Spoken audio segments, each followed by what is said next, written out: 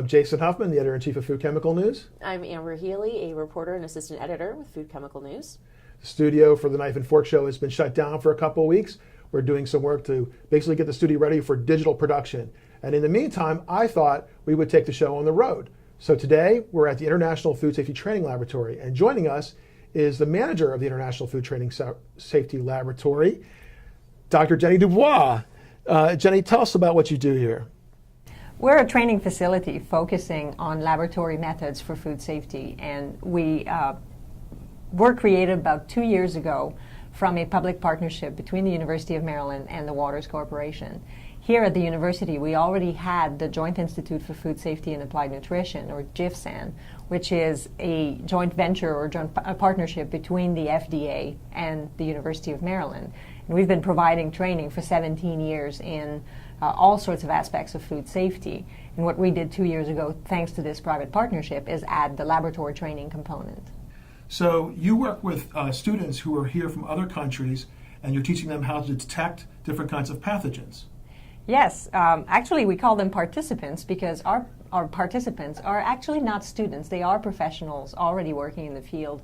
And yes, most of them are from the international community, but we also have some people from the United States who come and learn the methods that are recommended, that are considered fit for the purpose of identifying and quantifying pathogens, but also chemical contaminants. So you have participants here from all over the globe. I think as many as 20 or more different countries, correct? Yeah, we do get people from a lot of different countries, mostly developing countries, because it's people who are looking to develop their food safety systems, and they may want to learn about new methods, they may want to implement new methods because their regulatory system may ask for new measurements, so new data, new numbers to show the safety of their food. So we've had people from Latin America, Chile, Guatemala, Peru, Mexico, the Dominican Republic. We have had a lot of interest from Asia as well, with Indonesia coming repeatedly to training. We've had people from Malaysia, the Philippines, China, Pakistan. Wow. So it's varied. All over the place. And the participants who come here sometimes work for their own governments? Yes. And sometimes do they work for other corporations as well? Yes, participants, we kind of divide them into three categories. They're the government representatives who work in the laboratories of their governments, who may be involved as well in trade regulations, so a little bit of an FDA equivalent role. We also have people who come from the third-party lab or the contract laboratories. In a lot of countries, the government doesn't do the regulatory testing. They set the rules, but they give out the testing to contract laboratories. And then we have industry, companies who are looking to have these methods implemented in their own laboratories, or who may already have these methods implemented. And the participants, when they take stuff back, sometimes they actually change processes in their own countries. I know that on one of your press release bullets, there was a list of some positive things that have happened as a result of their work here. Can you give me an example of one of those? One great example is what happened in Guatemala, because in Guatemala, the testing for pesticide residues and the testing for mycotoxins was handled by the government, but there was not necessarily the capability to do all of this work.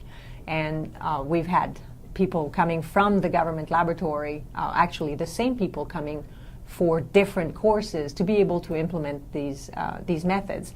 And what joins methods from seemingly different topics like that is the same instrumentation is used. So you need to have a very good understanding of what's important in that method for that particular contaminant when you're using that kind of instrumentation. So it's not about learning to use an instrument, it's really about learning how to use a technique and how to understand a method so that you can perform the method to reach the quality criteria that are necessary for regulatory limits.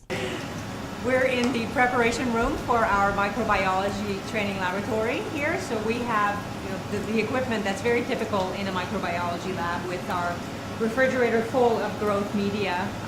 We have different colors in there because they each have different ingredients that will promote or prevent the growth of certain organisms. So that's a way to do a selective culture, and then you go to further steps to determine the quantities as well as determine what you have. We have an autoclave which we use to sterilize all the equipment, all the glassware that we use in the laboratory, as well as all the waste that we produce in our laboratory. It gets sterilized before it goes away. And you have some freezers that are very low temperatures, a -20, but also a -80 Celsius freezer. And these are to preserve our organisms that we use in training, because if we kept them at room temperature, they would grow. In the refrigerator, some of them would grow. The listeria, for example, would continue to propagate in the refrigerator.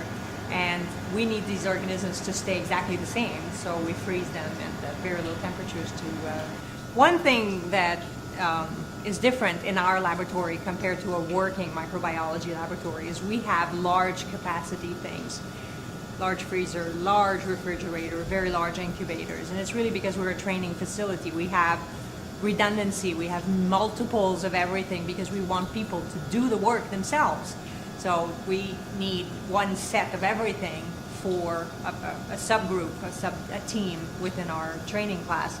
And so we need to have these quantities that you would normally find in a working laboratories, but when you're in a training facility, it's set up differently. Now, it's also in our country's best interest to have food coming from other countries to be safe, correct?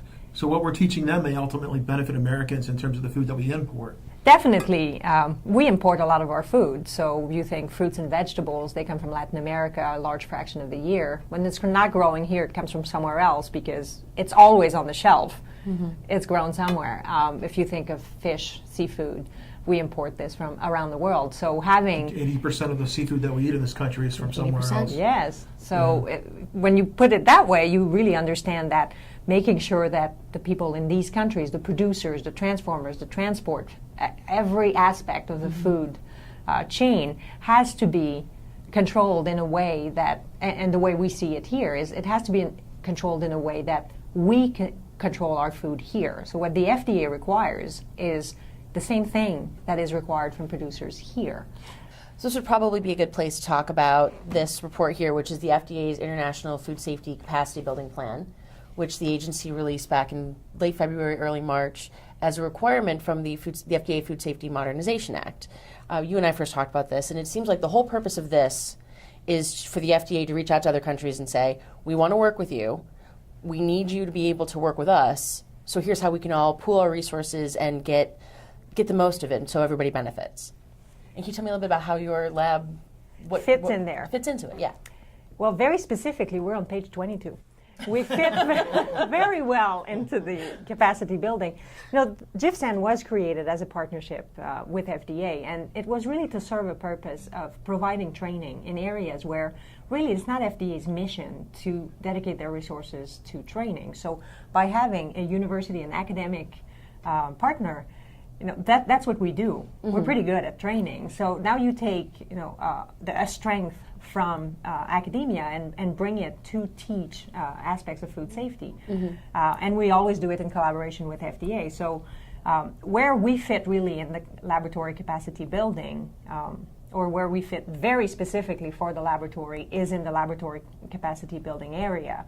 And the FDA is able to give us some input. So every year we do ask, what are those priorities for FDA in terms of laboratory training? Mm-hmm. And we put these courses on the schedule. So it's not a random collection of courses. It's whatever is seen as a priority. Priorities are set by risk. Priorities are also set by availability of training. So it may just be that you can't get training on these particular topics.